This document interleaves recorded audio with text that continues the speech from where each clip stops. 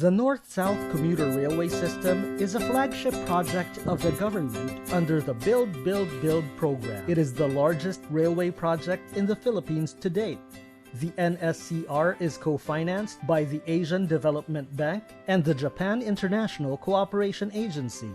The project is central to the government's vision of bringing back the culture of rail transport in the country. Once fully operational, the entire North-South Commuter Railway line will reduce travel time between Clark International Airport to Calamba from more than 4 hours to less than 2 hours. The 163-kilometer railway system will have 35 stations and will serve 27 cities and municipalities in the National Capital Region and nearby provinces. The entire North-South Commuter Railway is being constructed in 3 segments: Malolos-Clark, Tutuban-Malolos, and Solis-Calamba. Construction on the Tutuban-Malolos segment started in February 2019 and is now more than halfway through completion as of June 2022. Construction of the Malolos-Clark segment began during the COVID-19 pandemic. With the relentless efforts of the Department of Transportation and Philippine National Railways, construction of the Malolos-Clark Railway project is in full swing. The segment includes the country's first airport railway express service to the Clark International Airport. The railway's southern segment, the South Commuter Railway project, will connect Metro Manila to Calamba and will have 18 elevated and at-grade stations.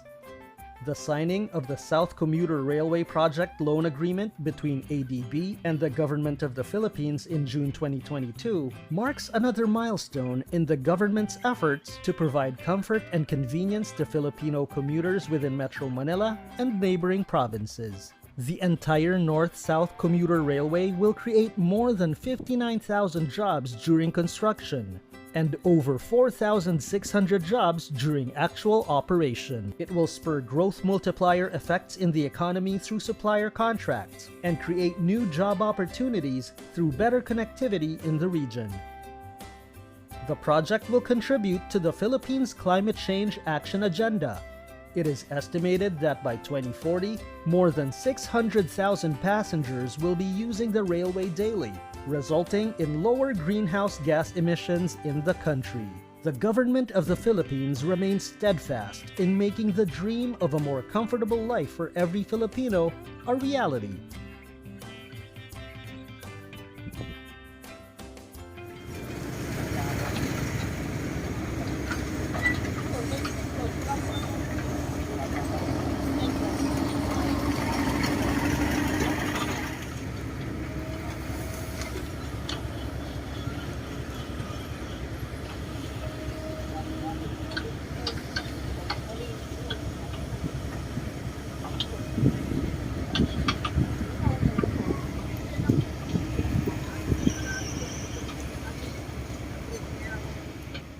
Magandang umaga po mga kabayan. Welcome po sa ating update rito po sa PNR NSCR South Cabuyao area mga kabayan. Ngayon po ay pinaspasan na po ang paggawa.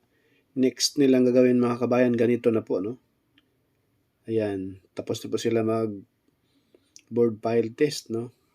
Para sa column. Ayan po, ipakita ko po sa inyo yung kung saan sila ang gagawin dito sa area ng Mamatid area, no? Ayan po mga kabayan.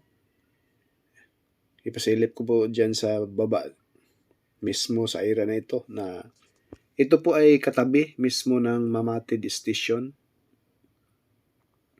At yung open canal na yan sa gilid ay NIA po yan. Ayan gagawin dito mga bayan.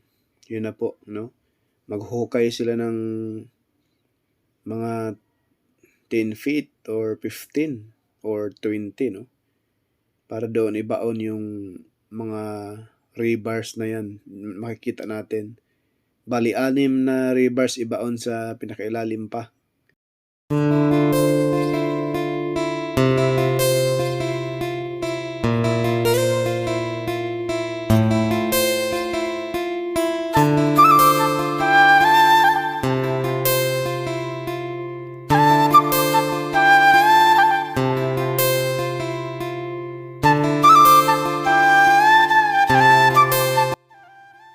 Ayan po mga kabayan, yung reverse na yan.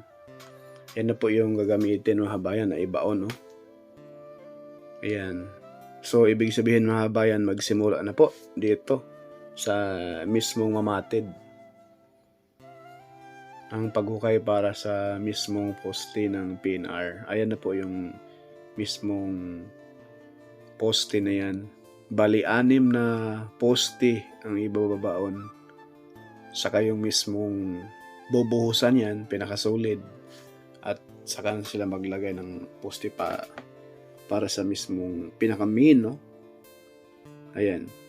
Napakatibay po yan mga bayan. Kung sisilipin natin, maliit lang tingnan pero malaki po yan sa personal, no? Ang lalaki. Kagaya po yan sa ito mga bayan, ganito ang gagawin. Yan po mga bayan, ganito po ang gagawin rito sa area. Katabi ng Mamatid Station, Old Mamatid Station. Sa unahan po nito mga kabayan, yung masisilayan po natin yung mula rito mga almost 1 or 2 kilometers mula rito. Ayan na po, masilayan na po natin yung container terminal na kung saan dyan na po itatayo yung mismong Banlik Station.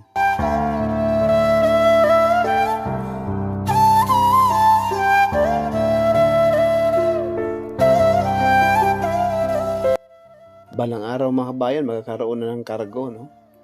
Train mula port hanggang dito sa Calamba, Laguna.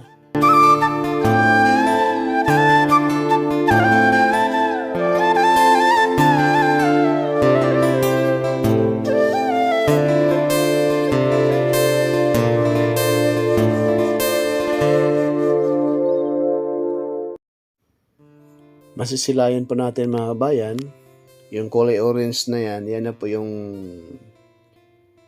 panghukay dyan, no? At ito na po yung mga rebars na naka-ready dyan, no? Ayan, yung nakabalot ng kulay blue. Bukod pa dyan mga bayan, napakarami po yan. Kumbaga, dyan po nila ina-assemble yung mga rebars na dyan nila kukunin para i-transport doon sa iba't ibang area dito sa Laguna area, no?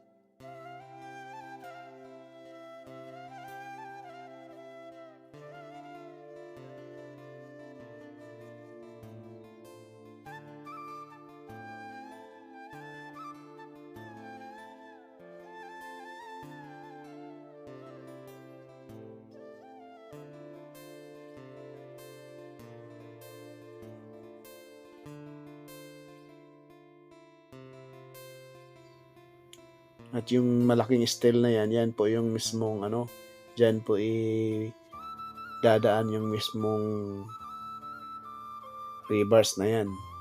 Ayan po, kitang-kita natin mga bayan, di ba?